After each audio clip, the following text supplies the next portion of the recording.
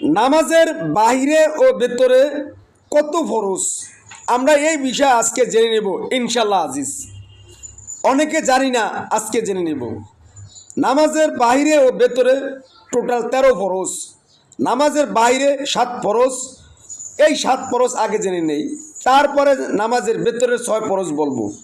আগে আমরা নামাজের বাইরের 7 ফরজটাই জানবো। 1 শরীর পাক, 2 কাপড় পাক, 3 নামাজের জায়গা পাক, 4 সতর ডাকা, 5 কিবলামুখী হওয়া, 6 ওক্তমতো নামাজ পড়া, 7 নামাজের নিয়ত করা। এটা হলো নামাজের বাহিরের ফরজ। এবং নামাজের ভেতরের ফরজটাও আমরা জেনে নিব।